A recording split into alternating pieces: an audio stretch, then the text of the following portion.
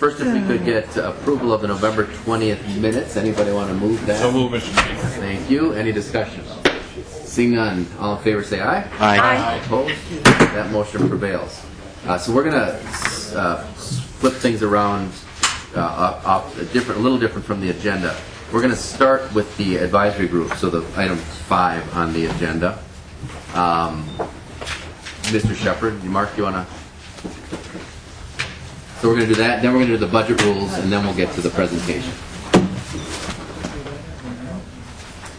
Hi, welcome. So members, this is the kind of result of the work we did over the past couple of sessions on recommendations for these executive branch advisory groups.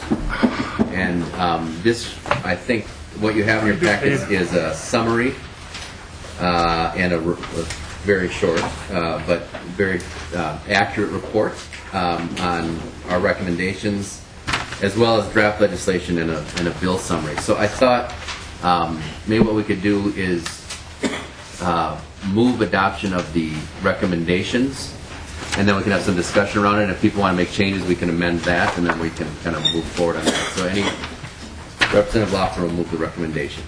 Mr. Shepard. Mr. Chair and members, I'm Mark Shepard from the House Research Department.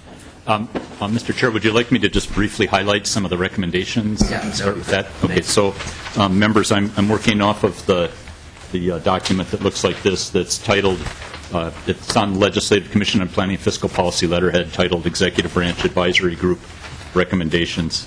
I believe it's in your packets. So this report starts by citing the statutory requirements that govern the Commission's work, and then it describes the process that the Commission went through. You're all familiar with that. And then the recommendations are on page 3, and I'll just highlight them briefly.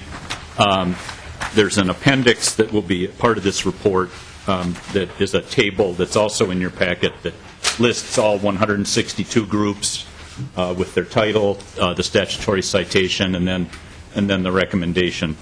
And so in the memo document, it recommends that 37 of the groups be repealed.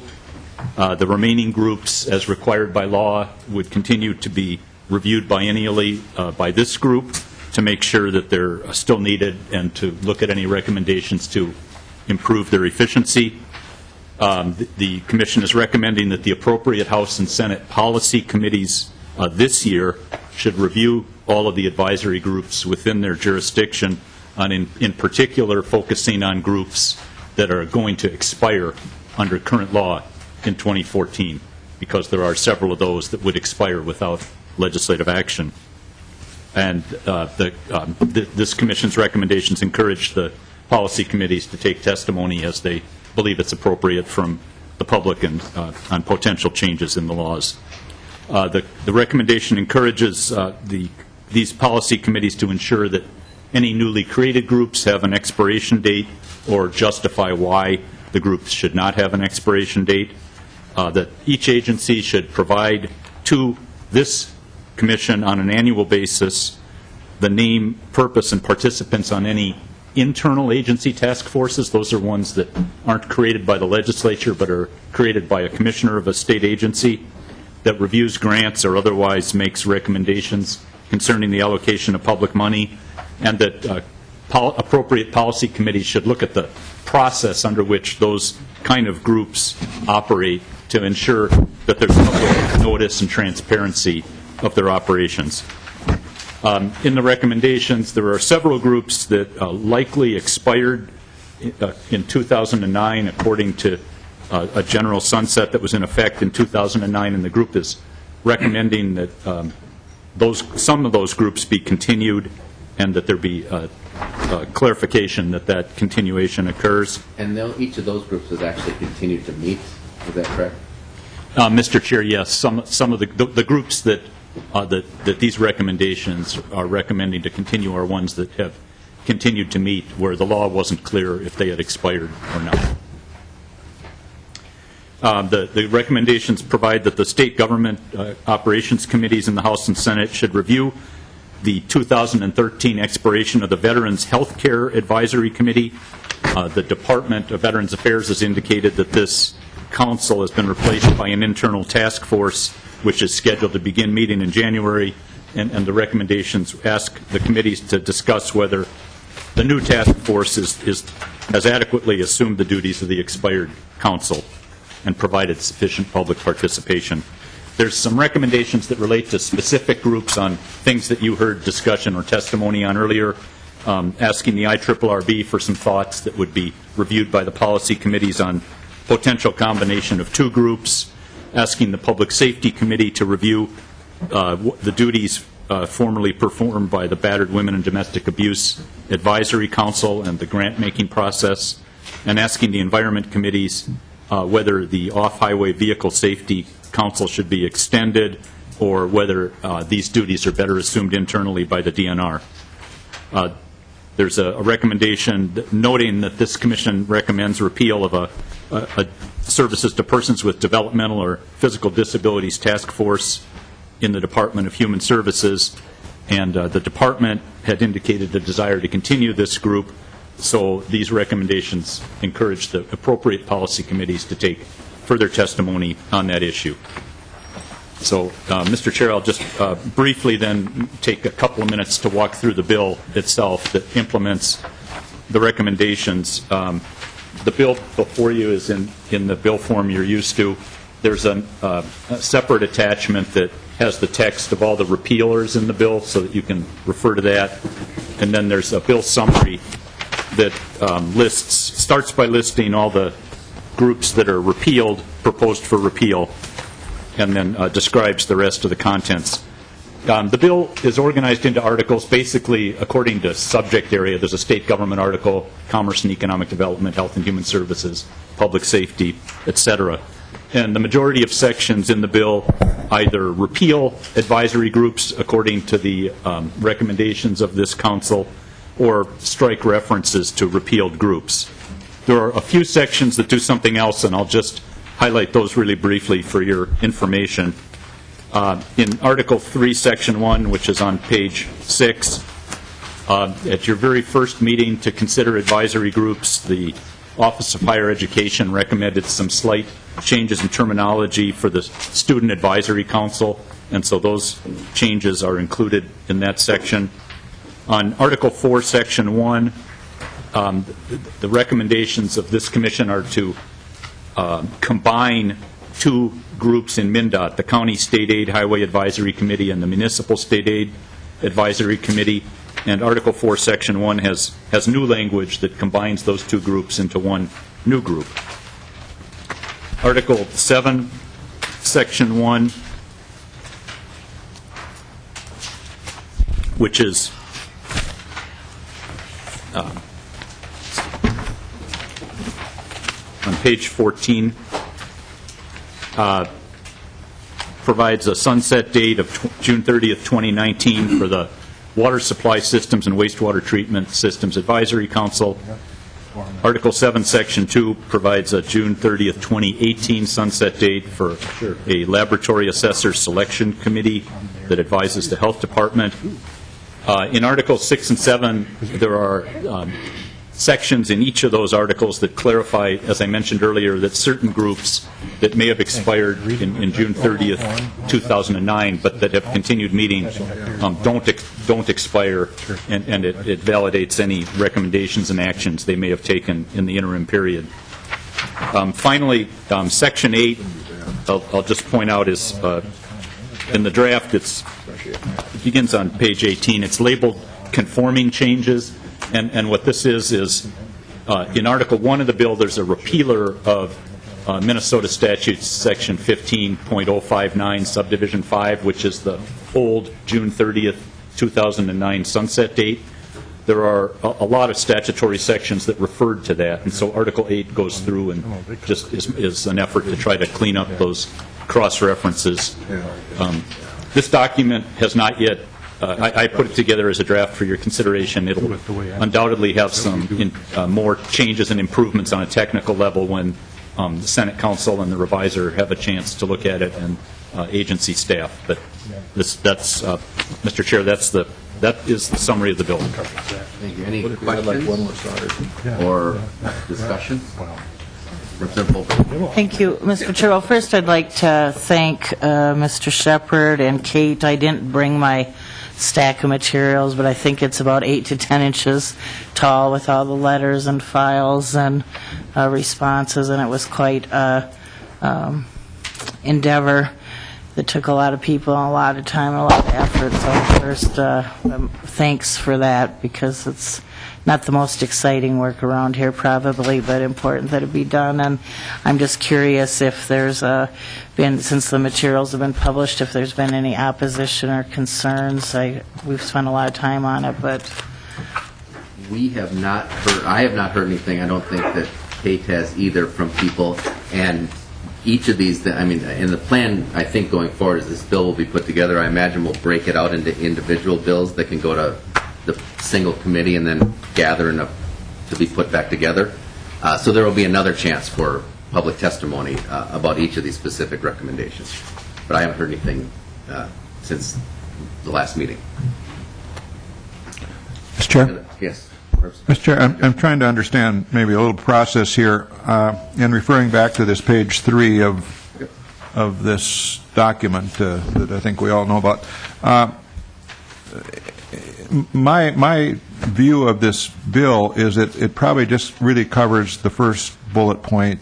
And my question, if that's the case, then my question is, with respect to all the rest of the bullet points, how do they get conveyed? How is this committee going to convey those? Would they go out in a memo to the department chair or to the various chairs, or how? Do you have any thoughts on that? Yeah, thank you, Senator. I think that's a good question. And so I do think the bill probably is the first bullet point, and then probably the bottom bullet points, at least some of them, identifying some groups that will come back, like the. Okay. Yeah, but there's some. But that would be. But what you said would be the plan, that this report will be circulated to committee chairs, and then I was also thinking that we would identify for the particular committee chair to like for this. There's a couple bullet points in here about these internal agency task force and the transparency of those that we would. Sure. I'd highlight that with Representative Simon, I guess, in the House, and I'm not sure who the comparable person is in the Senate who does data privacy and those kind of things. But that, and I should note that those two bullet points I kind of plugged in there at the last minute because it was part of our smaller group conversation about how we deal with, if agencies take things internally, there's a lot less transparency, and there was some concern about that. And I thought that this was a way to at least kind of raise the issue up and then turn it over to the substantive policy committees to actually dig into it. Okay. And Mr. Chair, just referencing then the IRRB, would a note go to that specific agency? To Commissioner Surdich, and I think they actually are interested in doing. I think they're interested in doing this, but I would rather they do it than us. Okay. Thank you. Yes. Representative Loeffler. Thank you, Mr. Chair, and I think this is a really nice summary of a lot of work, and I echo Representative Holberg's comments on that. But I did note, and I thought it was nice that you brought up other points other than just the list. And I note on page 4 at the top, and related to the duties of the Battered Women and Domestic Abuse Advisory Council, that we say that they should review the grant-making process and consider whether the current process provides sufficient transparency and accountability for public dollars. And I kind of vaguely remember us sort of maybe even lifting up that issue as one that's maybe everybody should look at if there's internal groups that do advise on the distribution of grant dollars or other things. And so I'm wondering whether we might want to add to that point that you had just noted, a point that they should also look at whether or not there are internal advisory groups that do advise on the distribution of state funds and whether they have appropriate processes. I don't know how many of those there are, but I just think, it wouldn't hurt for every agency to look at how it's doing that work as well. I think that's right. So we do have the bullet point, the fifth one, asking the agencies to send to the LCPFP, identify those, and we will then, I suppose, proactively follow up on that. Mm-hmm. So I don't know if you want more than.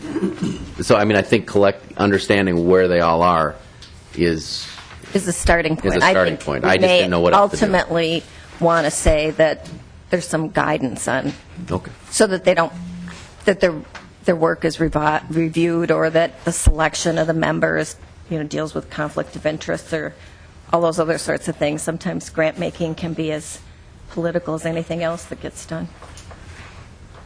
Do you want to add anything in here? Well, we didn't really spend much time talking about it. Maybe this is the start to get at least a list of those. Right. I agree that it's something we need to dive into more. Yeah. Senator Newman. Thank you, Mr. Chair. Mr. Shepard, when in particular when we were in the small working group,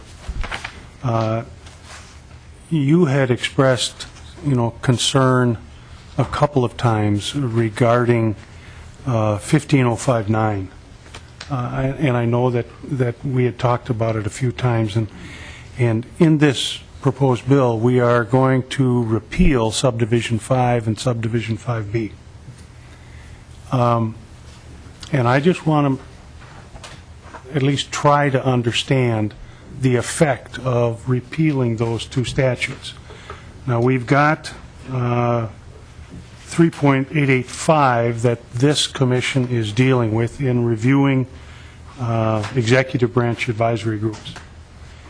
So my first question, I got two questions, Mr. Chairman. My first question, Mr. Shepard, if we repeal subdivision 5 and subdivision 5B, and later there are advisory or groups or task force that are created but don't have an expiration date.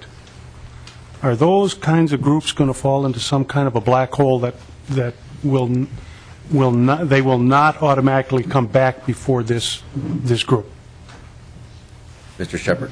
Mr. Chair and Senator Newman, I think all the groups, all the advisory groups will always be under the purview of this commission. First of all, starting with your last question, because this commission has an ongoing statutory duty by September 1st of each odd-numbered year to compile a list of all the groups and then to review and make any recommendations it might want to make. So I think regardless of what happens to Section 15.059, this commission will continue to have purview over all those groups, regardless of when they're created. The repeal of Section 15.059 itself, to try to address your first question, I mean, in one sense,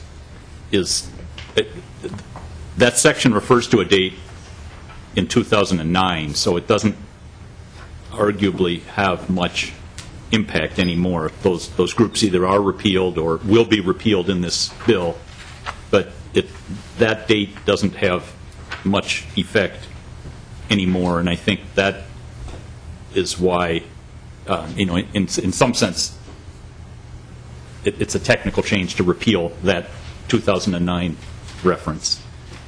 Senator Newman. Mr. Chair, and Mr. Shepherd, and I am aware of the fact that the statute that we're dealing with talks or has a date in it of June 30th, 2009, and obviously that's out of date. And I would, we don't have to do it today, but I would just ask that you think about, instead of just repealing it outright, maybe think in terms of placing a date in there which would contain an expiration date that isn't a specific calendar date, but would kick in maybe 5 years from the date of enactment or 8 years from the date of enactment, or some mechanism by which these task forces would automatically come back before this committee. And because I feel like if we simply repeal this expiration date, that we're going to somehow lose track of task forces. So I would like you to think about that, if you would, Mr. Shepherd, and we can talk about that, in a little bit more depth in the future. My second question is this, Mr. Shepherd, and I don't know this for a fact, but I suspect that there are groups and task forces and et cetera that are in addition to executive branch groups. I'm thinking maybe judicial branch or maybe legislative branch. 3.885 just addresses executive branch groups, I think. Does Chapter 15 and the repeal that we are anticipating, does Chapter 15 take into consideration task forces and groups other than executive branch groups? And if it does, would we be making a mistake by enacting this repealer? Mr. Shepherd. Mr. Chair, I'll take your questions in order. The first one about kind of thinking about alternative sunset dates or mechanisms, I think is an excellent issue. That's not really a technical issue for me to consider. That's a good policy issue for the House and Senate policy committees to think about. But you could help us with language. I could certainly help, and I would work with the reviser and Senate staff on that too. So, but that one is, I feel like it's your decision, and we can help you to implement it. The second question, Section 15.059, the advisory councils generally does apply to the executive branch. The way those terms are defined in Chapter 15, and I'm just flipping through my statute book here, it generally refers to agencies in the executive branch. So that was set up initially to try to provide some standardization for executive branch groups, and it just wasn't, I don't think, intended to apply to things that the Supreme Court created in the judicial branch or even things that the legislature created in the judicial or the legislative branch. So there are some, you'd get into some perhaps definitional issues about like whether this group, which is created by statute in the legislative group, is an advisory group or not. And so we'd have to think about that a little bit more to try to address any concerns that you might have there. Thank you, Mr. Shepherd. Thank you, Mr. Chair. Absolutely. Any other discussion? All right. If not, and so we're not really adopting this language right now anyway. It's more the report and the recommendation. We'll continue to work on the language. But if not, was that Representative Loeffler? Yes, that renews her motion that we adopt the recommendations. All in favor, say aye. Aye. All opposed? Thank you. And I do want to thank Mr. Shepherd and Kate and Representative Holberg and Senator Seidman and Newman, too, for putting in a lot of work on this. So, all right. The House, the Senate, and MMB.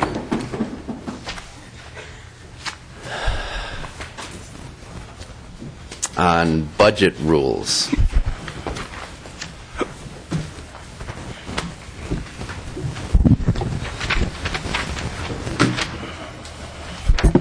Welcome, Mr. Nauman. Mr. Chair and members, good afternoon. It's good to see all of you. My name is Eric Nauman on Senate Fiscal staff. Mr. Marks and I asked time for some time on your agenda today to walk through the budget rules and answer questions about them. We have a few comments to make on the front end, and then we'll open it up for any thoughts that you have. We're going to be working off of the document that's titled 2014 Budget Rules. It's in your packet. I know there's a lot in your packet, so I just want to make it clear that that's what we're looking for. We're joined by Ryan Baumtrog, the Financial Planning Director at MMB. The budget rules are a document that are jointly created by MMB and House and Senate fiscal staff prior to each regular session, and they articulate the ways that fiscal items are counted or tracked on legislative spreadsheets, as well as executive branch fund balance reports. They also inform and guide the tracking of legislative proposals as fiscal notes on bills are prepared. The budget rules document provides a guide or an attempt at refereeing in a general way common budget tracking issues that crop up during the session. Some of these are quite predictable. Having a set of agreed upon rules allows fiscal staff, both executive branch and legislative branch, to uniformly and impartially track budget decisions without regards to the particular merits of a proposal. And we bring them before you today to give the LCPFP an opportunity to review them, answer any questions that you may have. The last time this group has considered the rules was back in 2002, so it's our hope that you would see fit to endorse them in the form of an approval. I think Mr. Marks will now go through some of the history of the budget rules, which might provide some good context. Mr. Marks. Mr. Chair, members, House and Senate fiscal staff and MMB, or Department of Finance at the time, developed kind of the set of guidelines back in the late 1990s that then became the budget rules. The guidelines responded to various issues that would come up as budget bills were being assembled and as House, Senate, and executive branch fiscal staff were talking about how we were counting something or how we were looking at something. And just as an example, I recall the biggest issue in the late 1990s was how we tracked tails, or the costs in the next biennium, and what kind of language we needed in bills to specify tails and so on. The rules were refined again in 2002, and at that time, and it was actually a subcommittee of the LCPFP. I believe at that time it was Representatives Bishop and Solberg and Senators Cohen and Denny Frederickson who worked on that subcommittee. And it was part of a bigger report, but these budget rules were presented to LCPFP at that time and adopted at that time. And as you can see on the budget rules draft, we say adopted by the LCPFP in 2002 and modified since then, or updated since then. We update them every year. Most of the times it's just changing the year and the session references, changing fiscal year 2012 and 2013 to 2014 and 2015, and so on. We typically circulate the draft between the three of us, and And then if we need to have discussions or need to have a meeting or something to work through things, we do that. And then we send out the rules to the fiscal staff and to the throughout MMB. I usually talk with the Ways and Means Chair about what's there so that we kind of have a general understanding of it. They don't get a lot of publicity, but they are there. Some sections have been revised or added since 2002. We're going to highlight the changes that have been made as we review the budget rules. There have been no changes in the past few years other than just updating the calendar year and the fiscal year references. So then to look at the budget rules and just to get started in them, there are three parts: Part A, Part B, Part C. Part A deals with how we track the fiscal years that are the years that we're budgeting for. So in the 2013 or 2014 sessions, it would be fiscal years 2014 and 2015. I don't think there's much controversial in Part A. That's pretty well recognized and pretty much the way we've been doing things for quite a few years. Part B deals with the planning years or the tails years, and that'd be fiscal years 2016 and 17 in the 2013 and 2014 sessions. And the tails tracking is now pretty well established in how we do it, and there's also language in here on how language should be written to deal with what you want the tails to say and so on. As I say, this is pretty well established. There have been a couple changes in here, and Mr. Naumann will talk about a couple changes that have been made since 2002. So again, since 2002, Part B has had two substantive changes. The first is the addition of paragraph F, which is on under Section 1 on page 2 of your document. The paragraph relates to how the fiscal effect of a proposed constitutional amendment is tracked. The rule doesn't require that does not require the tracking of potential costs associated with the constitutional amendment in a direct spreadsheet form, for the simple reason that we can't assume that the voters will pass a proposed constitutional amendment. Instead, the potential costs should be identified by fiscal staff and tracked separately. The other change that I'd wish to highlight is paragraph H. This was added after the 2009 session and relates to unallotments. That was an important topic at that time. The rule guides the tracking of unallotment decisions by a governor, and it specifies that unallotment is a one-time event that occurs only in the specific biennium where an appropriation has been unallotted. An unallotment does not affect the appropriations into the next biennium. The rule also addresses the tracking of a restored unallotment. So if the legislature will come in on the backside and restore an unallotment, it speaks to that point as well. And I'll turn to Mr. Baumtrag from MMB now to walk us through Part C. Mr. Chair, members of the Commission, my name is Ryan Baumtrag with Minnesota Management and Budget. And I'm going to walk through Part C of the budget rules, and that's really, it encompasses all of the other issues and rules that affect appropriations. These are fairly straightforward, and I'll just walk through them quickly, and then we can open it up for questions at the end. Looking at the document, Rule C1 references Minnesota statute and clarifies that appropriations for state agency operations made in the first year of the biennium, in this case fiscal year 14, are available and carry forward into fiscal year 15 unless law prohibits it. It's important to note that this carry forward from the first year of the biennium to the second year of the biennium doesn't increase the base budget, but just allows the agency some flexibility from one year to the next within the biennium. Rule C2 also references Minnesota statutes and clarifies that agencies may transfer operating funds between programs within an agency to allow for additional flexibility. Language, again, can be included in bills to not allow this. It's not fairly common. And the transfers are reported to both House Ways and Means and Senate Finance committees when they do occur. Continuing down, Rule C3 clarifies that time within the biennium will not be used as a controlling factor when counting spending. And so if an appropriation is made in fiscal year 14 and it's known that some amount of that appropriation will not be spent, extending the appropriation time into fiscal 15, you don't have to account for that as additional spending in fiscal year 15.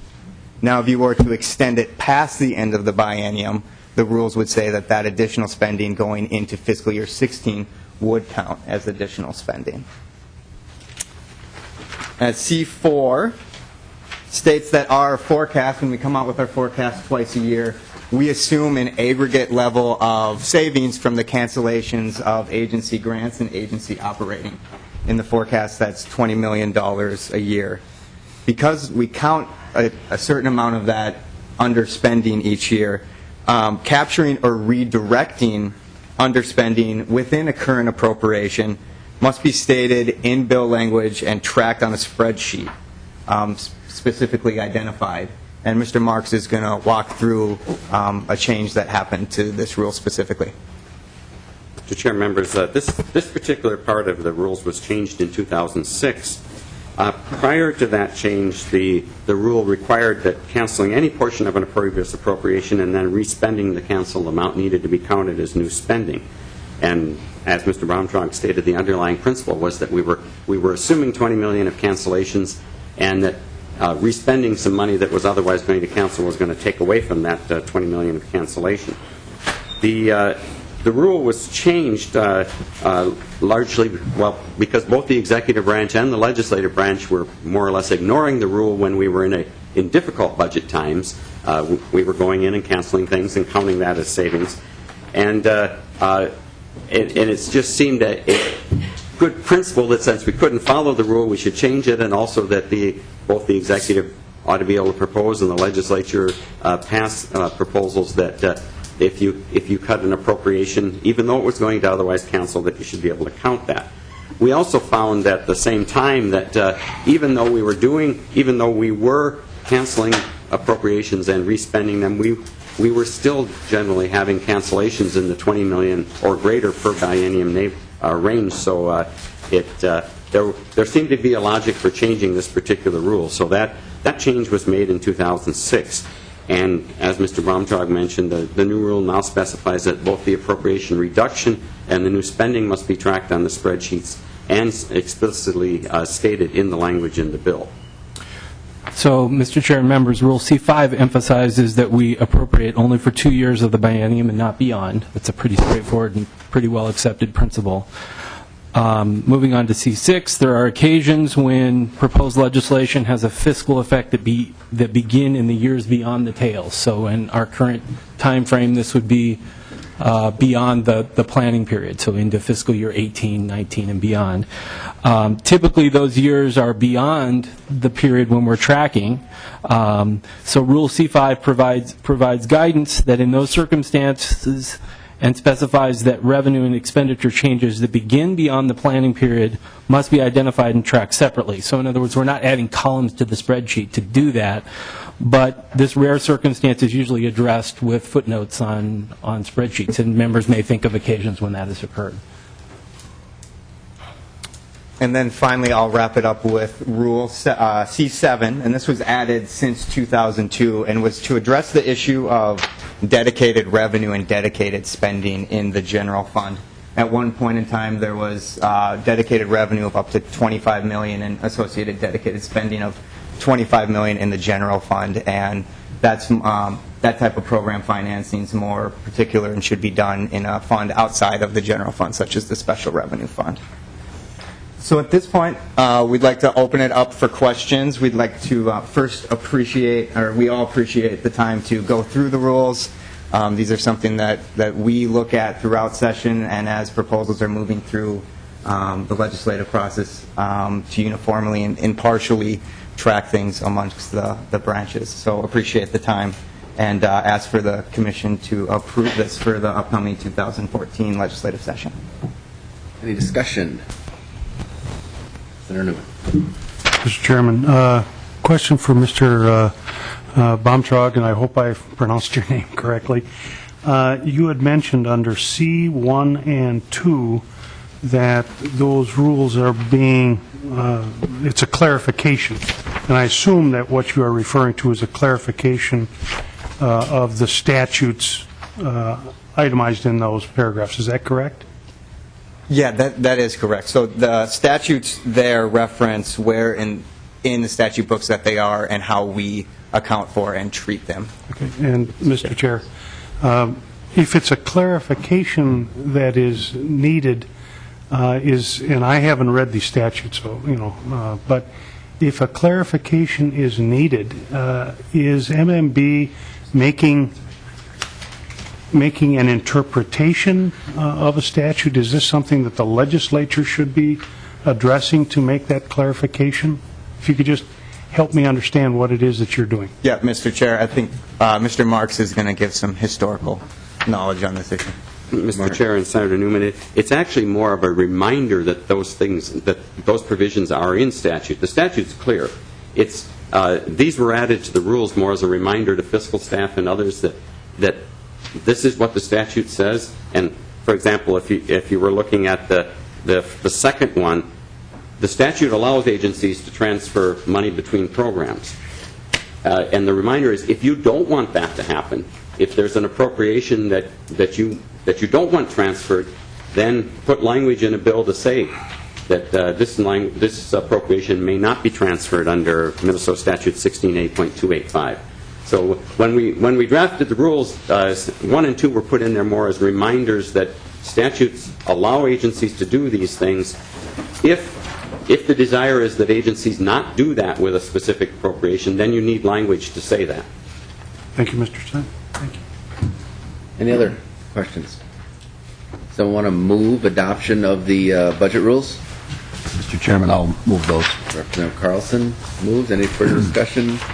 Seeing none, all in favor of adopting the budget rules, say aye. Aye. All opposed? Thank you. Mr. Chair, members, thank you very much. All right. Mr. Legg and Coggins, you want to come on up?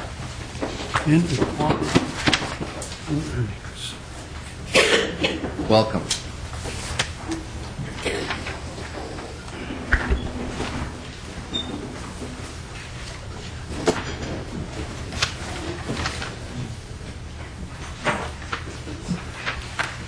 Whoever wants to proceed can. If you just identify yourselves for our record, that would be great. Mr. Chair, members, I'm an associate professor of applied economics at the University of Minnesota and a policy fellow at Growth and Justice. And I'm Tom Legg, and I'm a senior lecturer at the Carlson School of Business and Finance, University of Minnesota, and a policy fellow at the Growth and Justice. Mr. Chair, we'd like to thank you for inviting us to spend a little time with you today to talk about income inequality and how it's changing or not, and in the state and in the country of the United States. Along with Dane Smith, president of Growth and Justice, a local research and policy organization, we published a paper on this topic in August, and I'd like to invite anybody who's interested to go to the Growth and Justice website to obtain that document. And it's some of the ideas in that document as well as a few others that we'd like to introduce today. I want to mention at the beginning that our purpose here is to inform you about some of the facts and the data. You will know before we're through how we feel about it, I'm sure. But our goal is to put some of the facts out as we understand them from public sources. 4 points that we would like to emphasize briefly in these opening remarks. One is that inequality in the U.S. is high according to some measures. There are many ways to look at it. It's also high in Minnesota, not as much, but growing. And especially if you drill down and look at local places in the state, we have places where inequality is really quite high, others where it's not. And finally, we will offer some thoughts on causes and how to think about the effects of inequality. I want to begin with this. Economists love to talk about complicated formulas, and in order to quantify the dispersion of income, the distance between the top and the bottom, this picture is a picture of the actual income distribution. It's a data set that reflects the income reported on 1040 tax return forms in 2011. There are about 160 million federal tax forms submitted every year, and this tax-paying unit is anybody who submits a 1040. So it can be a married couple, it can be your teenage daughter, it can be two married persons who file singly. The bins that are represented by the blue vertical bars in this diagram are the number of people reporting earnings, gross income, in a $10,000 range. So we see 18 million people in 2011 reported income between $0 and $10,000. Another 23 reported income between 10 and 20, 19 between 20 and 30, and so on. And you see how the tail slides down towards the right. Fewer and fewer people in those higher $10,000 income bins. There's a little blue bar standing off to the right. You see that? That's about 1.6 million people in 2011 who fell off this chart to the right. Income above $500,000. That's the 1%. And I find it interesting to wonder how wide this chart would have to be if we wanted to find room on it for every American. It turns out that the top income received by anyone last year, 2012, was $2.2 billion. David Tepper is a hedge fund manager, Appaloosa Investments. Your picture is a little smaller than this one, but I measured my chart. This is 8 1/3 inches wide. I multiplied it by 2 to get to 1 million, and then by 1,000 to get to 1 billion, and then by 2.2 again to get to $2.2 billion. And this chart would have to be 1,018 yards wide, just over half a mile, to find room for David Tepper. The median income in this distribution is at $42,000. That's about a little less than 3/4 of an inch on my chart, 3/8 of an inch on yours. In my chart, it would have to be 3 times as long as the biggest ship on the Great Lakes, the Tregurtha, in order to find room for David Tepper.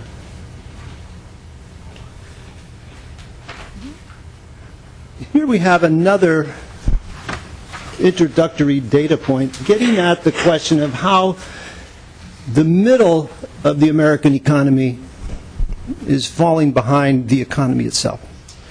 The blue line here on the top is worker productivity, dollars of output per worker in the American economy. Starting at an index of 100 in 1947, you can see how it's just marching upward relentlessly. Dollars of output per employee. The red curve, the solid one, represents median family income. That's a measure of the middle of the distribution. And you can see that from 1947 for about 25 or 30 years to the mid-70s, it tracked growth in productivity. And then in the mid-70s, something changed, and the two diverge. And as the economy became more and more productive, as workers became more and more productive, their share of that began to shrink relative to the size of the economy. And so this red line is languishing, especially in the last 20 years or so. The dashed red line shows a counterfactual thought experiment. How much would income have gone up if only the worker's share of all output had stayed just what it was in 1973? If that had happened, the median family in America would have twice the income that it currently has today.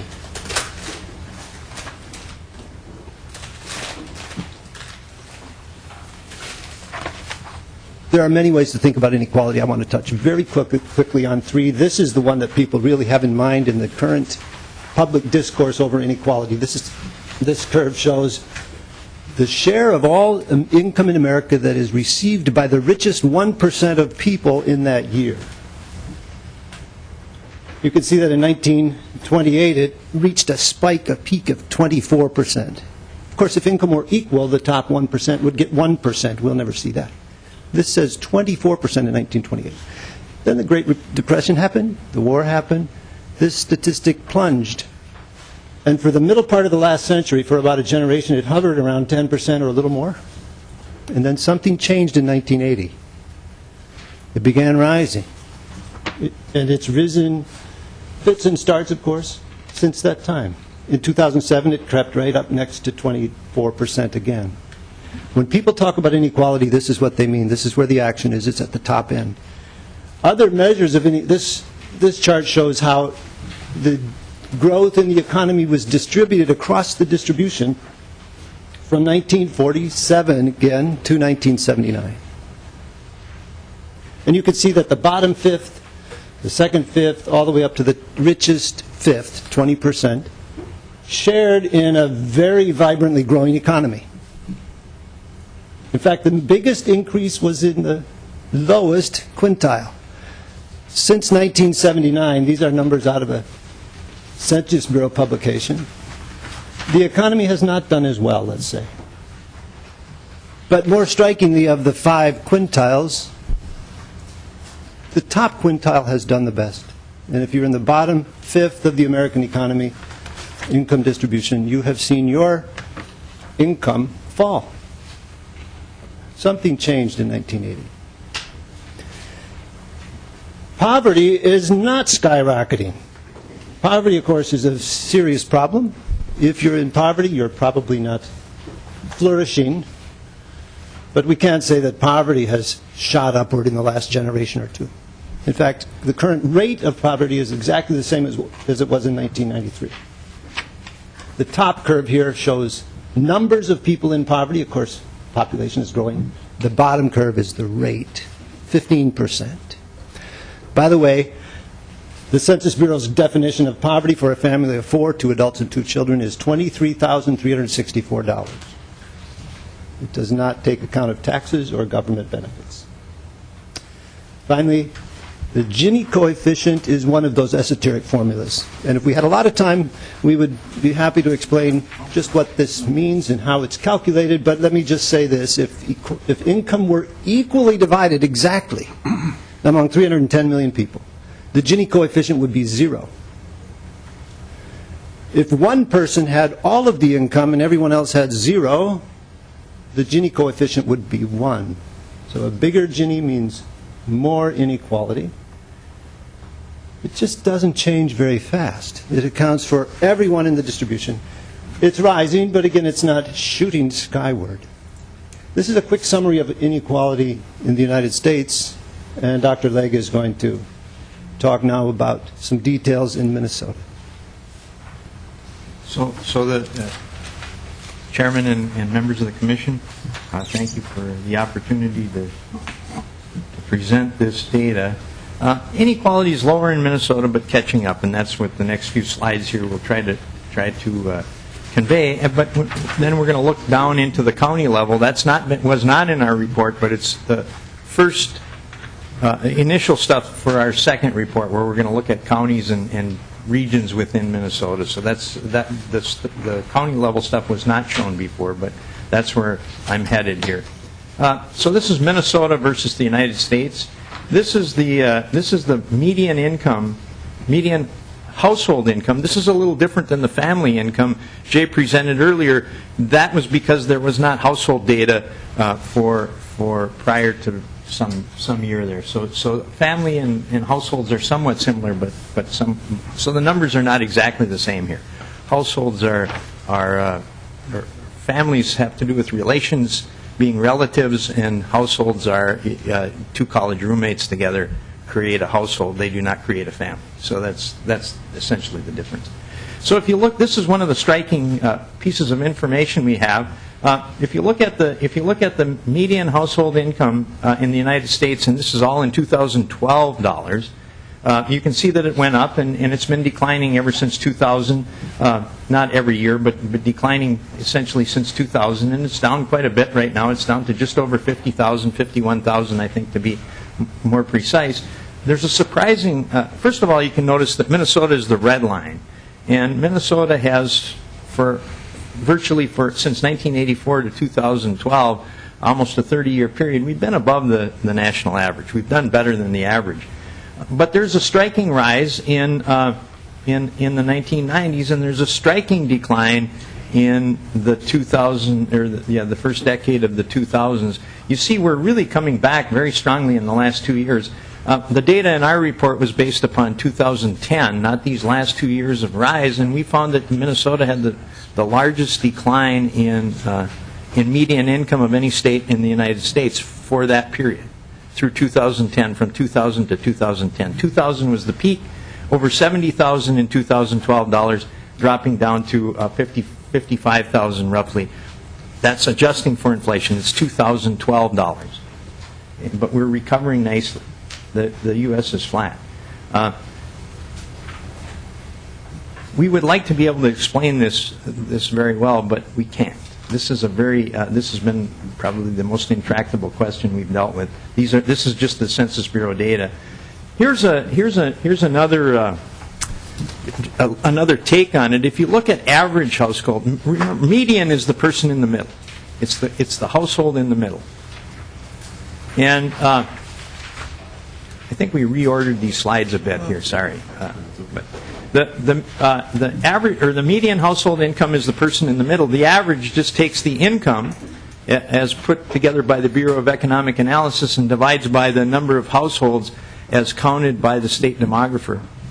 And you see that average household income did not take anywhere near the dip and has been a lot more constant and upward sloping and less volatile than the median household income. Median is very difficult to think about because if I move out of the state and Bill Gates moves in, the median doesn't move a bit. It stays the same, but the average would change quite dramatically. And so we're not really clear on this, but we think there's one possible explanation for the divergence of those two, or the differences in those two to have become bigger, is increasing inequality. But we're not exactly sure. It's really difficult to think about medians intuitively, about how they change and what causes them to change, because you're picking one income, somebody in the middle. And, similarly, if somebody loses a $20 an hour job and they were right below the median before and they'd lose it and get a $5 or $10 an hour job, the median, again, doesn't change at all. So it's really hard to think about that. We wish we had an answer for that. Hopefully we will at some point in the future. You can see the poverty rate, Minnesota versus U.S. We only have data for U.S. from 79 on, but you can see that we've mirrored the U.S., but our poverty rate has been consistently lower. It rose through the 2000s. It's now actually declining while the national rate is constant. And here's the Gini coefficient again. This is the U.S. is in blue. The Minnesota is in red. And you can see that, again, Minnesota is has a lower Gini coefficient than the U.S., but it's rising, it's mirroring that rise. So we're becoming more, the whole distribution is becoming more unequal. We're still less unequal than the rest of the country, or the whole country as a whole. Now, what I'd like to do now is drill down into some of the county data and see. These are preliminary results of the next step of our work. They are not presented in the report that we had. Here are some maps, and these are maps of Minnesota counties. And the map on the left shows median income, and I think this is 2009. We have not updated this data from an original pass through it, but still the patterns are very similar. The dark blue is highest income counties, and you can see that the highest income counties are those that ring the Twin Cities. And then the next tier kind of goes up towards St. Cloud and down towards Rochester. I don't think there's any real surprise here. The consistency of the ring, though, may be a little bit surprising to some, that's really the truly high income counties. And then the north central seems to be the lowest, the area with the lowest income. And this is in 2009. I think the pattern, we would be extremely surprised if the pattern changed by much at all.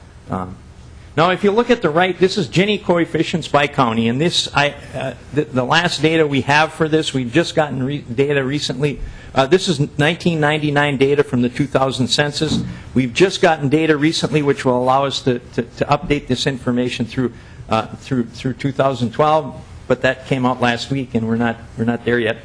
But this is the Gini coefficient. Now, in this case, light means a lower Gini coefficient or less inequality. And the dark, then, is the more unequal.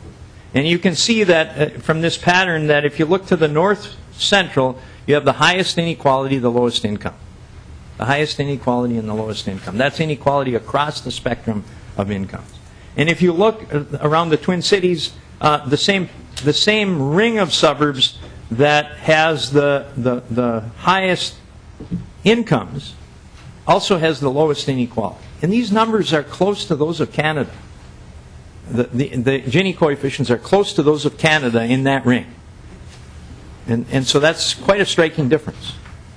That's quite a striking difference.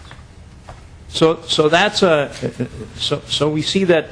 I mean, the point of this is there are patterns, but it's also that even though Minnesota looks good, there are areas that look really, really, really bad. And here's another story of or another way to show the story of the incomes, or inequality is lowest where incomes are highest. And if you, on the bottom, the x-axis is about median county income, so you see the number one county there is Scott County off to the right. It's fairly equal. It's fairly equal. Or certainly less unequal than the poorer counties, which show up on the left. Wadena in this year has the lowest income, and Mahnomen I think is second lowest. And they are Mahnomen isn't quite as unequal, but Wadena is one of the most unequal counties. So that's another piece of that story. And finally, I just have this is not a representative sample, but it's just a kind of a selection of various counties. Some of them were chosen because of where you're from, and then to get sort of a representative sample and sort of the top and the bottom.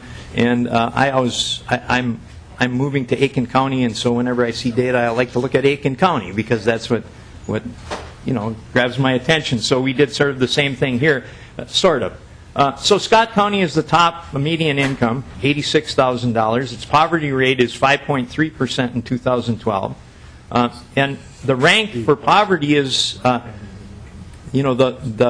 highest poverty is number 1, and the lowest poverty is number 87. So you can see that Scott County is highest income, second lowest poverty rate. Washington County, fairly similar. And Olmsted County, much lower income, relatively lower income, 10th in the state, but still and higher poverty, but not nearly as high as the top. And we can see Hennepin and Ramsey. Ramsey County is very high poverty rates. And Koochiching County is another example of fairly low income and relatively high poverty, but not too high. And then Wadena is the lowest income in 2012 and has the highest poverty rate. So that's another. So that's the story about the state and the counties, and I'm going to turn it back to Jay to talk a little bit more about the whys and the sort of interpretation of this data. Mr. Chair and members, we want to offer a few observations. And here we're going to venture just a little bit into some opinions backed by what we think are the most reliable and compelling data we can find. The first point that we would like to make is that a standard explanation for rising inequality amongst many for some time now has been that globalization and technology change did it. And if that's true, then we are helpless to change things, because forces driving globalization, forces driving technical innovation are much stronger than any one country. I'm not so sure. I'm not pretending, we're not pretending that we know how to explain these rising numbers in inequality. However, I'm pretty sure that globalization and technology cannot be the entire answer, because those forces are acting everywhere. And inequality is not rising everywhere the way it is here. Here's one example. These numbers going way back are from something called the World Top Incomes Database. And in our slides, you'll see all of the citations to the data sources at the bottom. Here, the red curve, the squiggle, is the United States top 1% income share. That's the data we saw earlier. The other three, brown, green, and purple on the screen, are for Japan, France, and Australia. The point I'm making here is that, the point we're making, and this chart did appear in our report, is that globalization and technology change are forces acting in Japan, France, and Australia, and yet their richest 1% did not shoot skyward the way ours did. So something different happened in those countries. Britain is more like us. Other countries are more like Australia. These are the 4 examples in this database that run all the way back to the beginning of the last century. So what might be going on? Again, we don't claim to have have an answer. I don't think anyone knows. But these are some suggestive bits of evidence that we want to share, and we'd be happy to discuss them. One is that the ratio of compensation to CEOs in the country to the average worker at their own company stood at around 20 to 1 in 1960 or so. And like the top 1% share, this ratio has been rising inexorably, peaking at 411 around 2000, and the first part of that decade wasn't so great for the stock market or for CEOs. Currently, we're sitting around 270, the ratio of CEO pay to the average worker pay. And we could talk, if you'd like, about what difference it makes to count options granted or options realized. Not so much of a difference, it turns out. The main story is the rise, the overall rise. Here's another fact that I find striking. The blue line is showing us corporate profit after taxes measured as a share of GDP, of the economy, running all the way back to 1947 again. These are data available at the St. Louis Fed. And if we focus from 1980 again, that seems to be a break point in our history. You can see what's going on with corporate profits after taxes as a share of the economy. Trending upward, not steadily, of course. We've had a couple blips. But the latest number is the highest ever recorded. And those are numbers that are read on the left scale. So it's just crept over 11% of the economy. That's corporate tax profit after taxes. The red curve, those are numbers read on the right scale. That's the share of all of GDP that goes to compensation to workers. And that's been trending downward, downward, and it's now at the lowest reading ever since these data were recorded. So if we want to begin thinking about where that money went in the gap between worker productivity and median family income, it went somewhere. That's GDP, it's money. I think this diagram helps us try to think about the answer to that question. This picture shows us where finance fits in. The amount of GDP attributable to finance, insurance, and real estate, and these are 4 little different pieces of the time series because sources going far back are from different data sets, different agencies, and different records. But just focus on the overall shape of this curve. Once again, it's at the highest level ever recorded. This is the amount of the economy that is received or produced by the finance sector, including insurance and real estate. All-time high. The blue curve here, that squiggle, is the share of income received by the middle of the distribution, the middle 3 quintiles, from 20 to 80%. And that's been tracking downward. It happens. I'm not going to make more of this than I think is proper. It happens to mirror almost exactly the decline in the share of workers who belong to labor unions. They're both falling, that's what this says. Someone happened to notice that they looked like the same shape in a chart. Finally, this is our last slide here. I just want to point out something about how GDP relates to this top 1% share The question we're trying to pose with this, not trying to answer, there just aren't enough data to give a really convincing answer to this question, but can we afford to do something about, to reduce inequality at the top end? Or is that a dangerous thing to try to do as a policy matter? And what we're willing to at least conjecture from this diagram is that increasing the top 1% share does not appear to have made our economy grow faster. The blue squiggle is GDP growth over time, and look at the last 30 years or so. Very, very variable, but downward trending.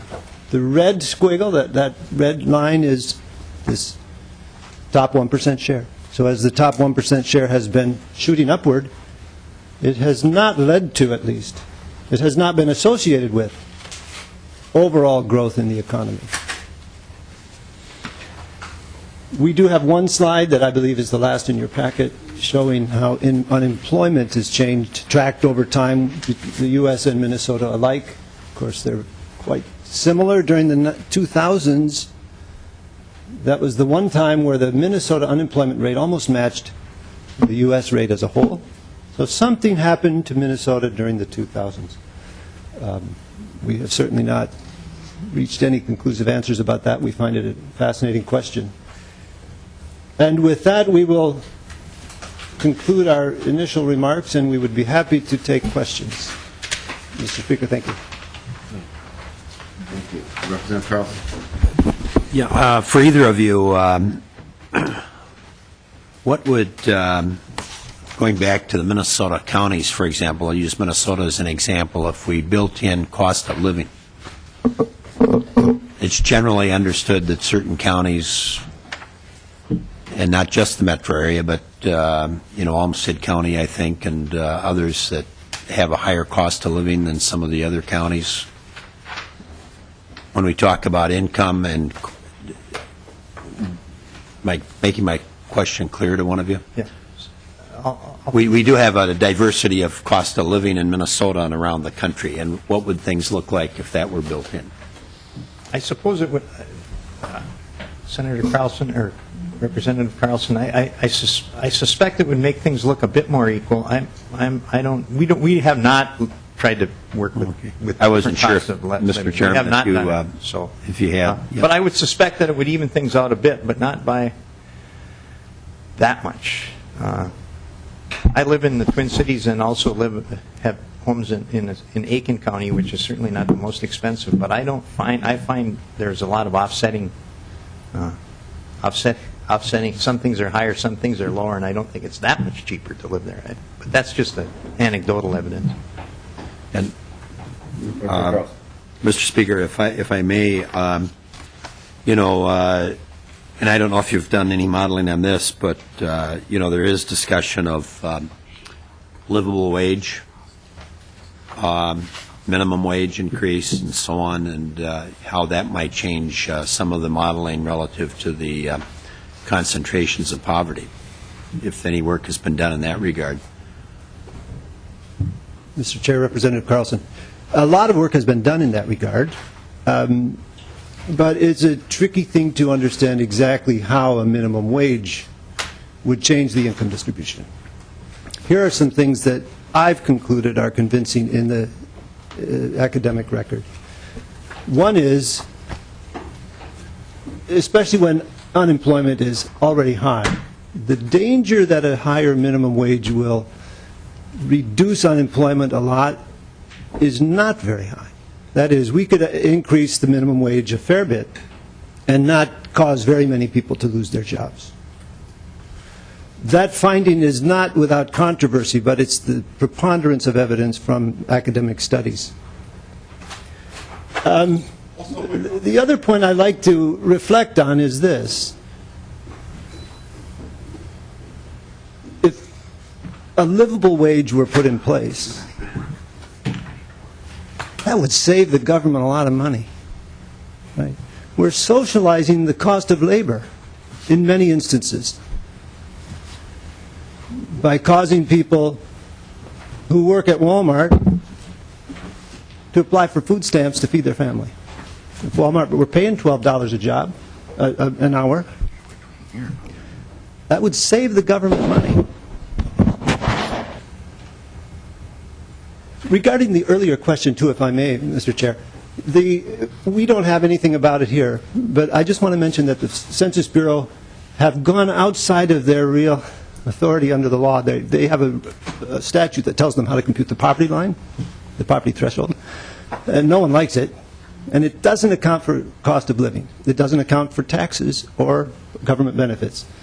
So they have permission from the executive, but the Census Bureau have begun producing new poverty measures that account both for cost of living and government taxes and transfers. They change things a lot. So we're beginning to get better evidence. They've got a big data exercise going that will improve matters there, but we don't have county-level numbers. Nobody does, to address the question. But it's a terrific question. Mr. Speaker, I don't know how true it would be today, but when we were going through this, the reason I asked about cost of living was years ago, I lived in a county in southern Minnesota and moved to the Twin Cities.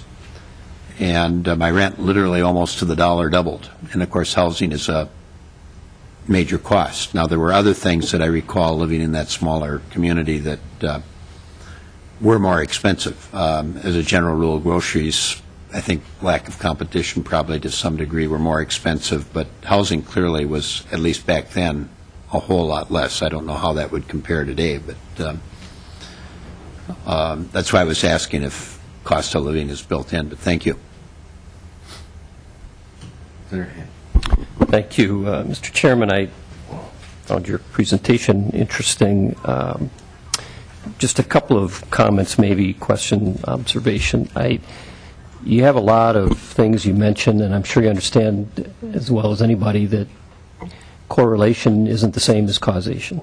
And you do show lots of correlations, but I didn't detect from your presentation that you were suggesting that there was any causal relationship between these things that you're graphing.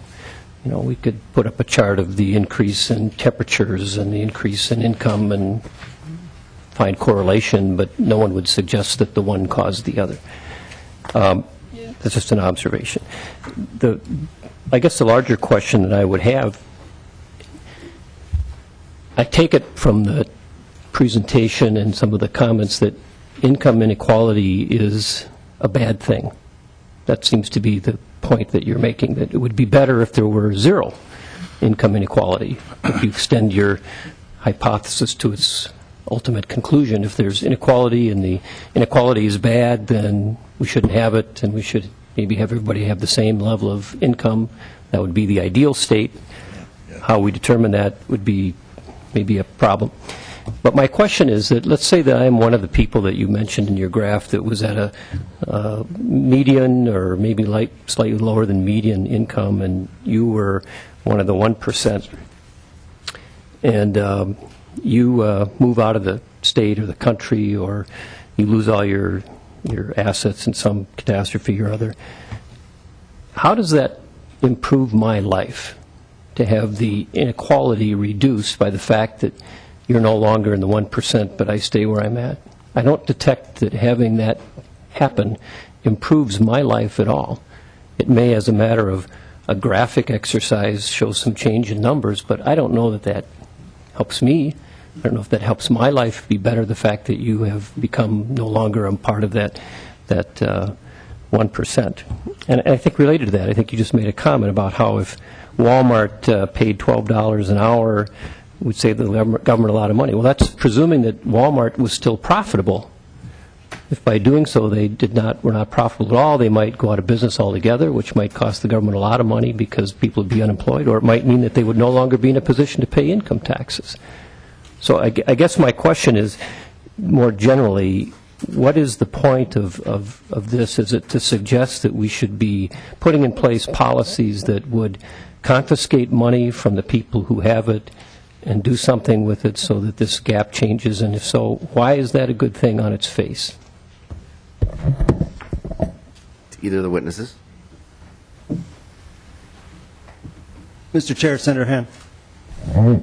I think maybe it would not quite be accurate to say that either one of us feels like zero inequality is the ideal. And I'm pretty sure we didn't say that either in our report or in our remarks today. It's perfectly legitimate, I think, to say we've got too much of something without saying that there should be none of it at all.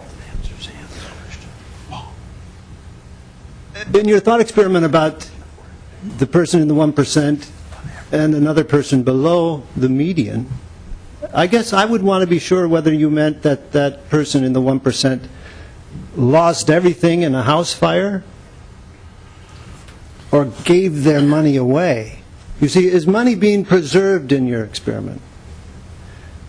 That's the interesting way I think we ought to think about this. Because we can make policy changes that shift money.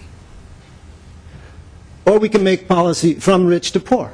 We do that, certainly, especially at the federal income tax level. We do some things that go the other direction. But that's a very different matter than making policy changes that destroy money.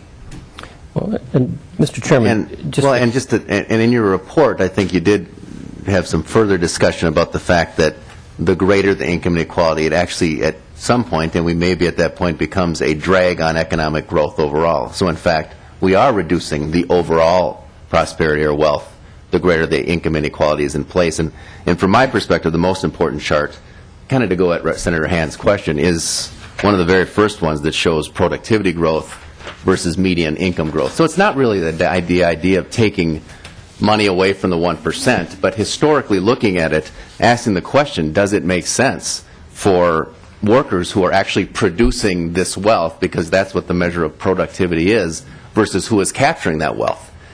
So it's really not an issue of taking money away from the 1%, particularly in a particular historical circumstance, but how we got to this point and whether that is the kind of society we really want. And I think some of the points you made in your report about the economic drag that income inequality has, not to say, social cohesion and a whole number of other things that go along with the fact that many, many people's incomes, if you look at that chart of median income, their incomes have been flat for decades.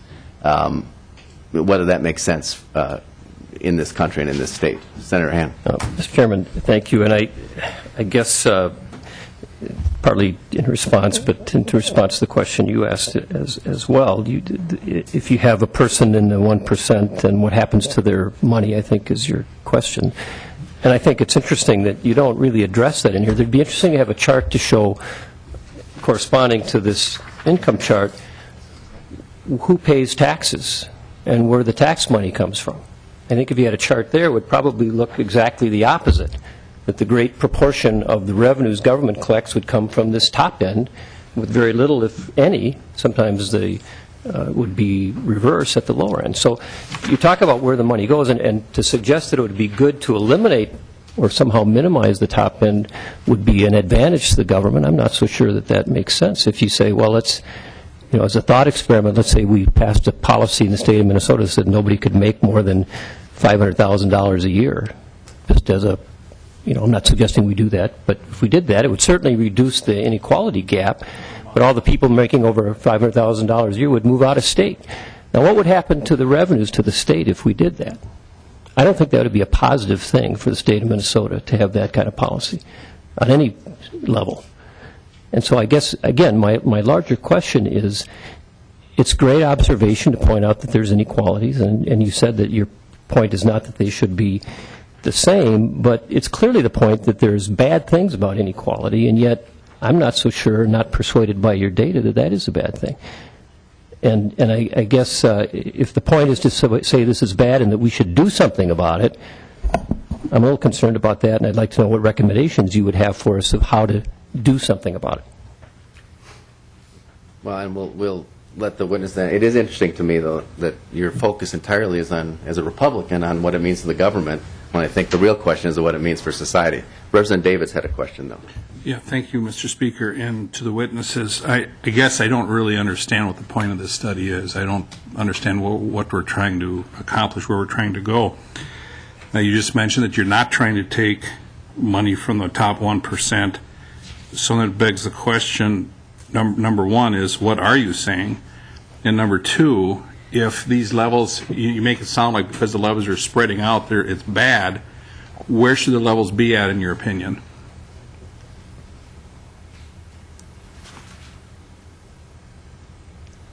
Either of the witnesses. Okay, Mr. Chair, thank you. I'm sorry, I can't see your name. Representative Davids. Thank you. May I return for a moment to the previous question? Yes. Is that allowed? The chart that I'm showing up here now is the incidence across the income spectrum of all Minnesota state and local taxes.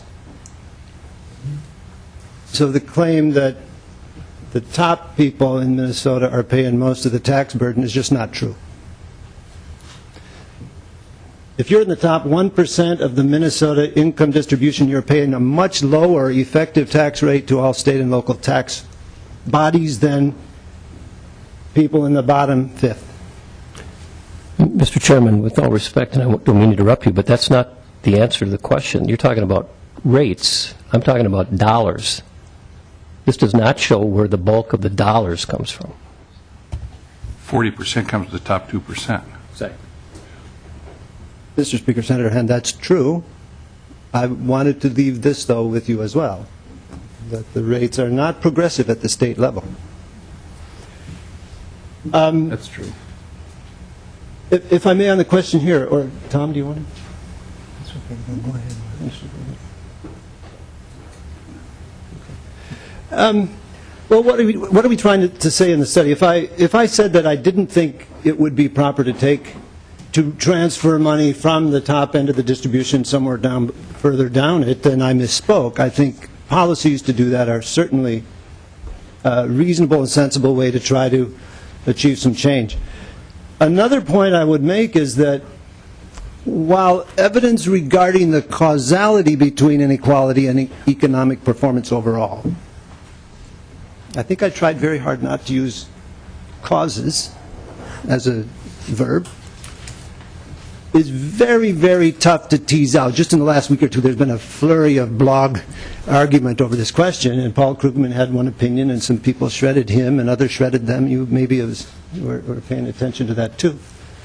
The data just don't allow a decisive answer to the question.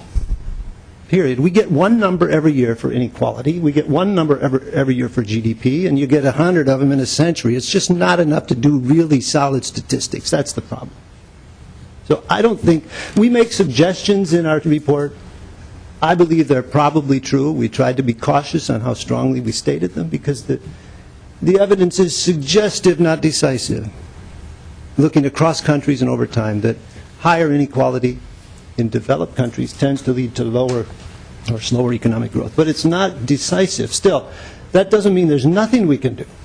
And things that we can do will sometimes at least involve higher top tax rates, more generous benefits for certain types of activities, for certain categories of people. So the real purpose of our report, I think, number one, was to make these ideas and the evidence more prominent, so more people understand what the facts look like. That's a big part of what we're up to here. And Mr. Speaker, what would have happened in the tax incidence study had they used the federal income taxes? How would that have changed your numbers?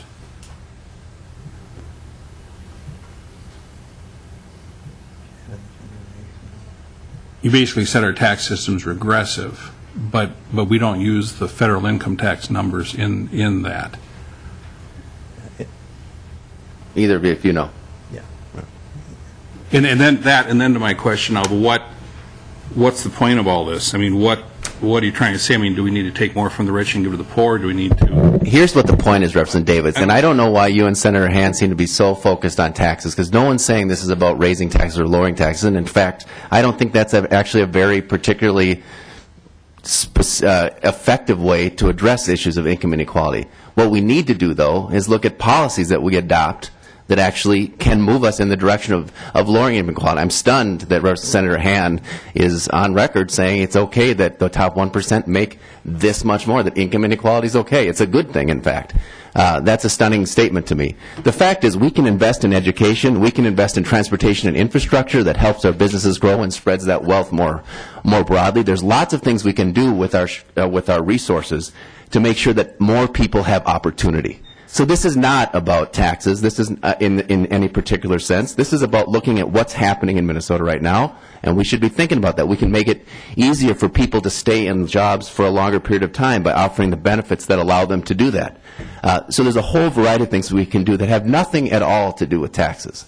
And that's that's part of the point. They're just laying out the facts about what's going on in Minnesota. And if you think it's okay that the productivity has grown at this kind of a rate, and the amount of money that... I thought was okay. Well, you said you don't see the point of this. I thought was okay. Well, I don't see the point of this. And if you were listening, the gentleman there said it was about possibly raising income tax on the wealthy. If you were listening, he said that. He brought that up. You guys brought that up. He answered your question. And what's your idea then? You said spread the wealth. How do you want to do that? I told you, I think we need to invest in things that create opportunity for people, like investing in education. That's how you're going to actually create the wealth. It's by investing in infrastructure. It's by making sure that our business can thrive. I think there's a lot of things that we could actually agree upon around this table to make that happen if we could break out of this discussion that it's all about either taxes or not about taxes. Because there's a lot of things that we can do as a state, both in the government and in the private sector, to make that happen. Well, Mr. Speaker, it's not about taxes. Where are you going to get the money? Well, we have to raise the money. We should do it in an equitable way, but that's not the whole... But that's not the whole discussion, and that's not the point of what we're doing here, Representative Davids. I know that that's your obsession, Representative Davids. I understand that. Obsession? Where are you coming from? That's very irresponsible for you to say that. That's very irresponsible of you. Okay. I was asking some very simple questions. I simply don't get why we're here talking about this right now. And that's more a question for me than for them, and I'm giving you an answer. I didn't ask you. So could you please answer the question as far as what is the right level? Where should we be at? Where do you want to end up? Take that. I think both Jay and I believe that there should be some inequality. That's not what we never suggested, that there should be no inequality. The question was, our first question was to understand how Minnesota compares to the rest of the country. Are we as unequal as the rest of the country? Less so.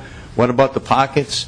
Aiken County is very similar to Mississippi in terms of income and in terms of income distribution. That to me is a piece of information that's useful. I may be troubled by it, you may not, but I think it's an interesting piece of information.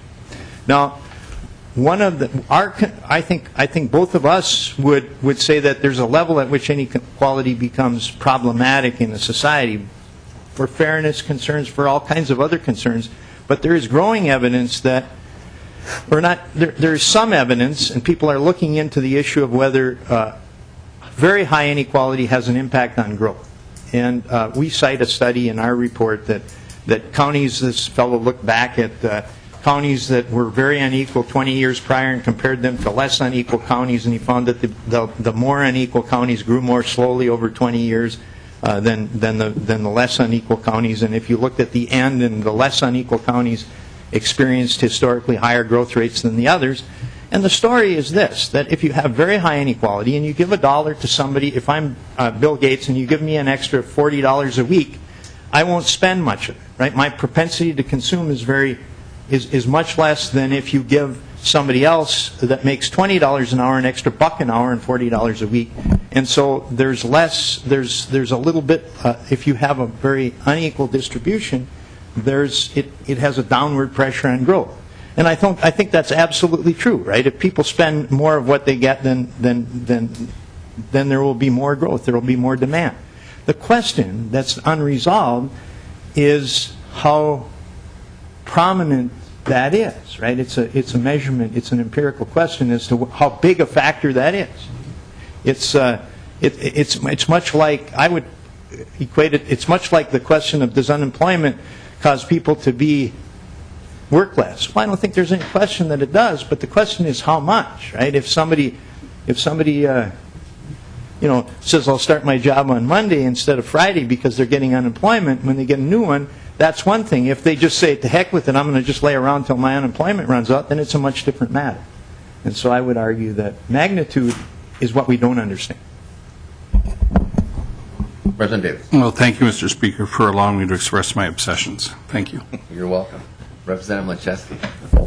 Thank you, Mr. Chair. And thank you both for being here and for the information. And, you know, I personally do find it helpful and informative, and I certainly understand what Senator Han and Representative Davids are saying. It is absolutely correct that the wealthiest Minnesotans and the wealthiest Americans pay the most in taxes in actual dollars. There's no doubt about that. But you're right in stating that as a percentage, it is not the case. And I think, you know, a simple exercise helps Minnesotans understand why it's the effective rate, the marginal rate, that matters, not what you're actually paying in dollars. And that would be, you know, you just ask yourself, do you want to earn $3 million a year and pay literally hundreds of thousands of dollars of taxes on that, or would you like to earn $30,000 a year? And everybody knows the answer.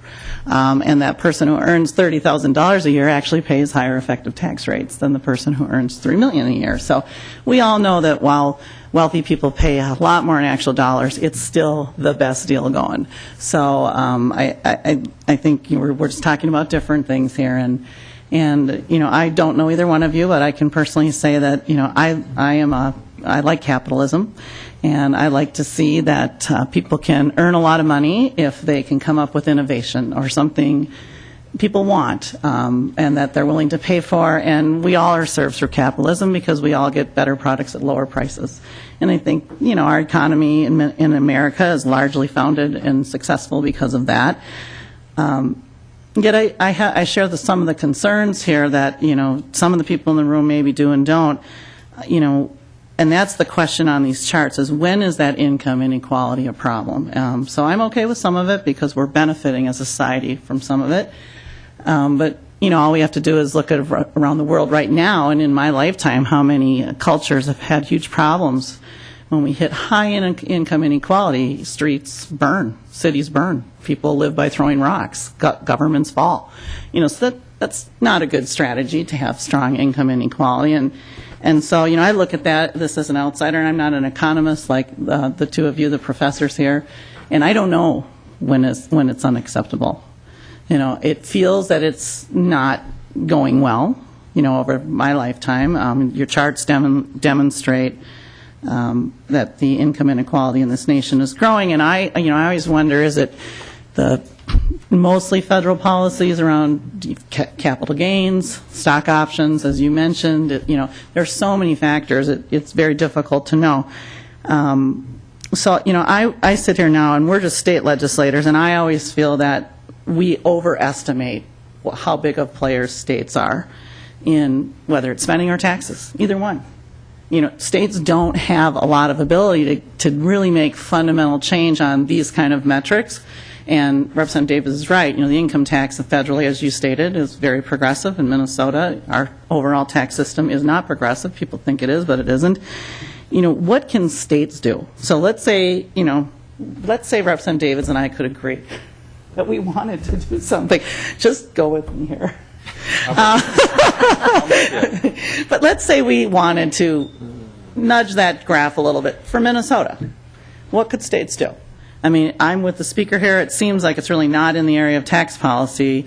Is it trying to pull people up? I mean, nationally, we've had a few presidents over the last 100 years who've had great wars on poverty and move the dial a little bit. Your charts show it. But are there things states can do? Is it to get, you know, programming to those at the bottom to lift them out of poverty? Because, you know, one of the things that I've noticed in my lifetime in my very own community, and I think Senator Han grew up in Bloomington, I've been told that, and went to the same high school I did. And, you know, I'll just take my city. The achievement gap is growing. There are more people in poverty in my community than there used to be. What can a state do to address this income inequality issue if it agreed it wanted to? What are your recommendations for states, not for the nation, for states? To you, third.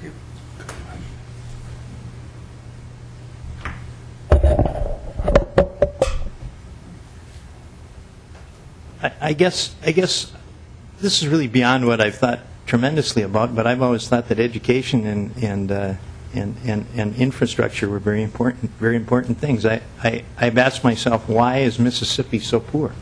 And why has it stayed that way for so long? It's difficult for me to imagine that they have similar educational systems, similar infrastructure to Massachusetts, for example. And that's not an immediate fix, but it strikes me that in the long run, our investment, those places that have done well have been willing to invest in education and infrastructure so that businesses can operate. And it's not that I don't have views on other things, but I think that's one of the more strongly held views. It's not short. That's not a short fix. That's a long fix, but I think that would be my focus. Mr. Chair, I like to think about the question this way. What allows people to flourish? You see, the reason I got into economics is not because I like money. That's not what economics is about people. How can people flourish? And education, I think, is probably way up there on the list. But how many moms are there who can't afford daycare? And so they can't go to work. Or you got to choose between feeding your kids or putting gas in the car. We could subsidize families with young children more than we do if there's a need.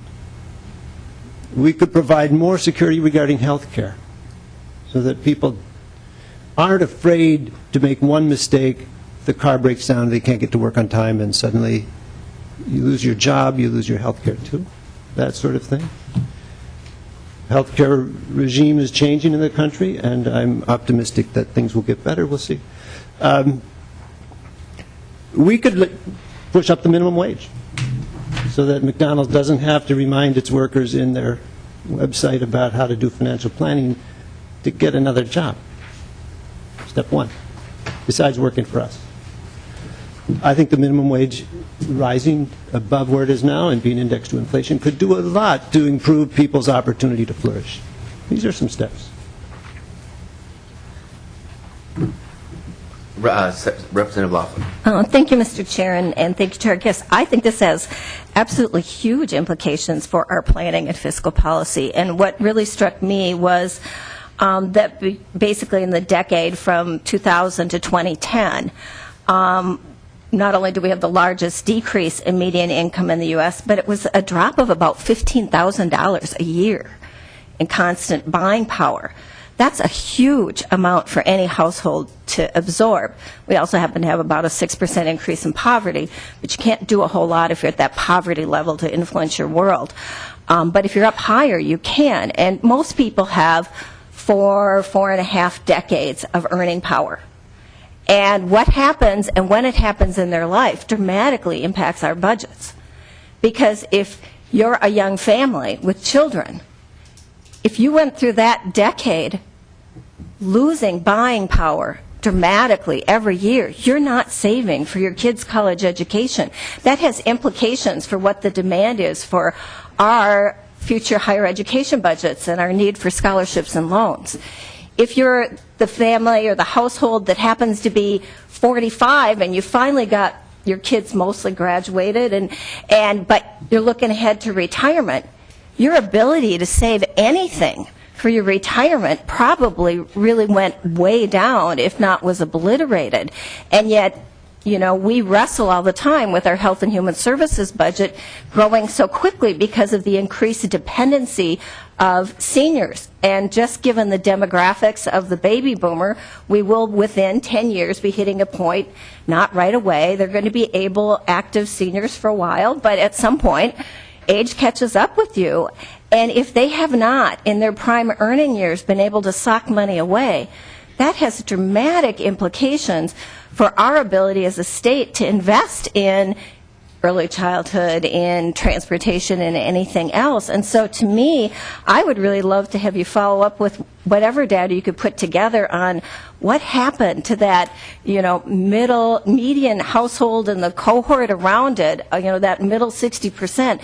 Did they go into debt? If they went into debt to weather that decade of despair, they're going to be climbing out for the next decade, and they won't be saving for those things either.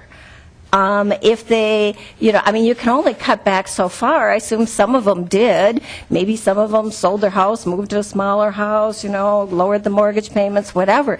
But I think it has really significant implications for us long-term as a state, because we're going to have potentially a lot more people dependent upon us at various stages in their life focus if our Minnesota families during this period, whether, whatever the cause was, went into debt or were not able to at all prepare for the long-term future without having to look to us in the coming decades. And so is that kind of information available, like, debt levels of median households or savings rates or that kind of thing?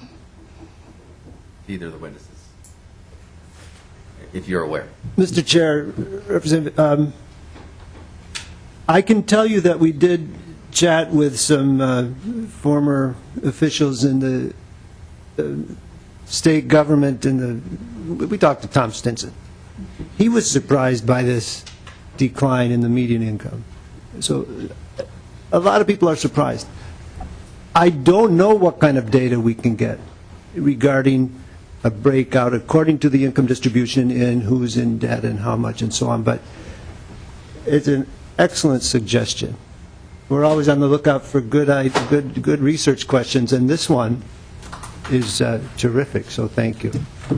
Yeah, I just feel, Mr. Chairman, like the amount of decrease, if our median income has been around 50, I don't know, it bounces around, and depending on what number you're looking at, and people lost $15,000 of purchasing power.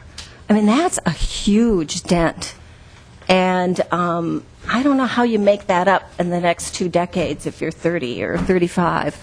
And so if you could help us with that, that would be helpful, because as we look longer into the future, we hope people will not just be self-sufficient, but they'll actually be able to plan for their future and their families' futures, and maybe that was taken away. And if we continue with this kind of inequity and lack of growth in wages, I don't know how we'll make it up. Senator Newman. Mr. Chairman, in a very roundabout and very lengthy question, Representative Lencheski asked my question, and so at the very gentle suggestion at the Senate Majority Leader, I will waive my question. Okay. Mr. Speaker? They're well behaved there. Representative Carlson had a question that. Mr. Chairman, mine is more a... Yeah, go ahead. Was I... No, yeah, go ahead. and then Senator Central. Yeah. I'm just keeping a list. Going back to the question about the value of the report, we've got a national debate going on about the shrinking middle class. And in my own case, I kind of go back to the World War II era. I was born in 1940.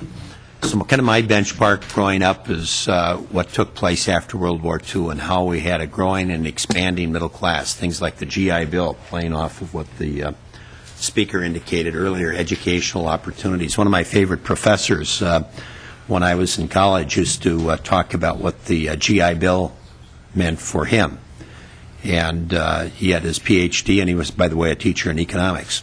But it was that World War II experience and what we did after the war that really, I think, was a major kickoff to developing a large middle class. And I can remember, I come from a family, we love to talk politics over the kitchen table. And, my father would always point out that you needed a large and prosperous middle class for stability purposes, to protect democracy. And he would often point to the third world countries, where you had a very tiny percentage of the people that controlled the wealth. In those third world countries, it was often in those days more the big landowners and so on. But you had huge numbers of people in poverty. And the other thing that you would look to, and the thing that he valued with his 5 children, was education. that education was what was going to create the opportunity. Well, you look at those third world countries that are, many of them, most of them, in fact, still struggling today. If you look at the educational opportunity, it's often lacking, and very lacking, in fact, where the literacy rates and so on are extremely low. So I think the value of the report was reinforcing what a lot of people are saying across this country is, what do we do about growing and expanding our middle class? That's why I asked a couple of the lead questions, what, in your opinion, as economists would, a couple of policy questions. Well, what would happen to the poverty rates if we raised the minimum wage? What would happen if we had a livable wage? The speaker added to that by pointing out that education is so vitally important, and I think Minnesota does have some things to take pride in. And I think most people, when they talk about why Minnesota is doing better than most other states, almost all other states, in fact, it's because of our investments in education.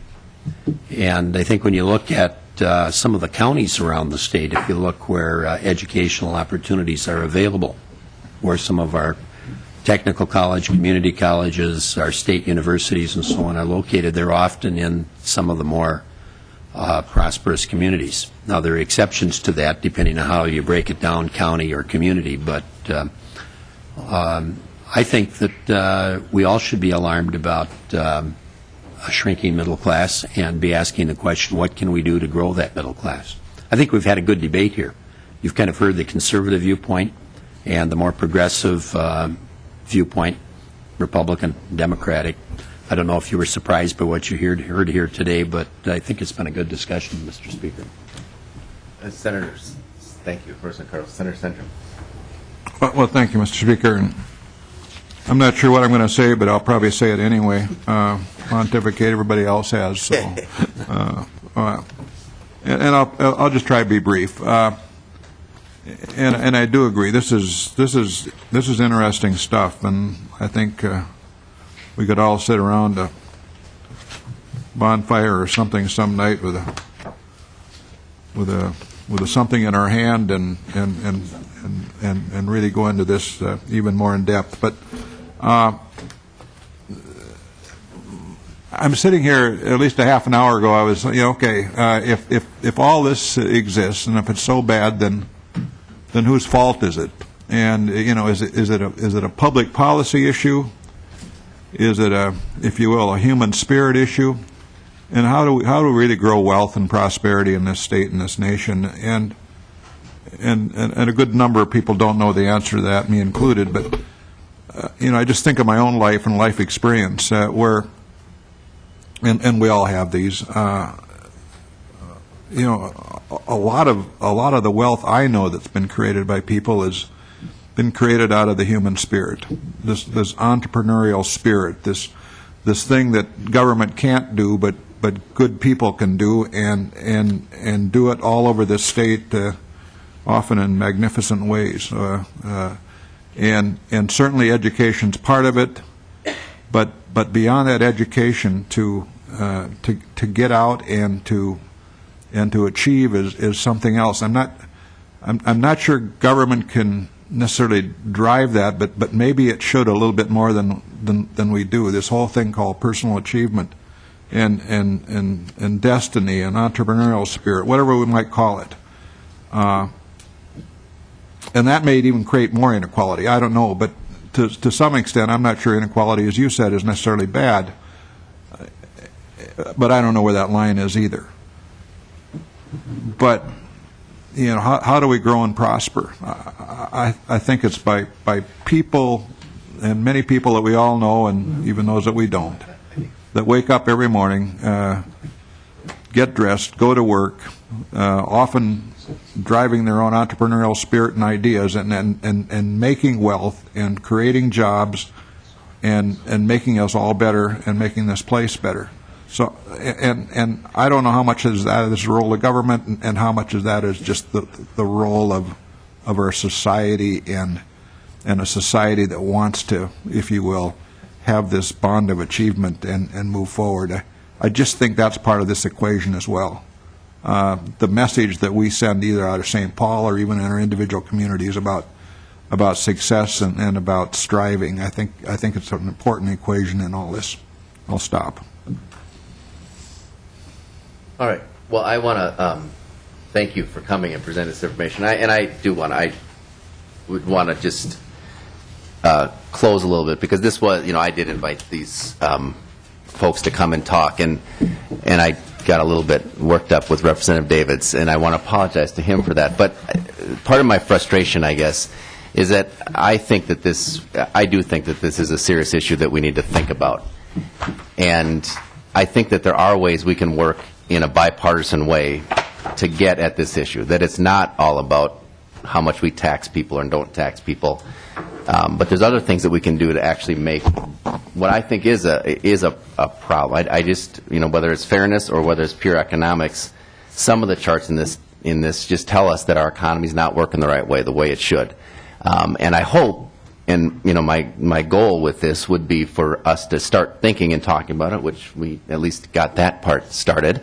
But think about ways that we can, really in a bipartisan or nonpartisan way, figure out, okay, how can we address this in ways that allows for what Senator Senjum was talking about to continue, because I think that's right. It is about individual initiative, but to do it in a way that doesn't create the great disparities, and really people living very difficult lives and working incredibly hard, 2 jobs, and still not making a wage they can raise their family on. I don't think anybody, Representative Dowd at the budget forecast, he made that exact point, that that's a huge problem for us. So I think this is something we ought to, now that we've gotten to a point maybe with our budgeting and et cetera, where we don't have to be worrying about solving deficits, hopefully, every couple of years, that we can start thinking about some of these issues and working together to solve them. So that really was my point with this, more than trying to make a political point, although I did get to that at some point here. So anyway, I would like to just close with that, and thank you again for coming. And with that, we are adjourned. My father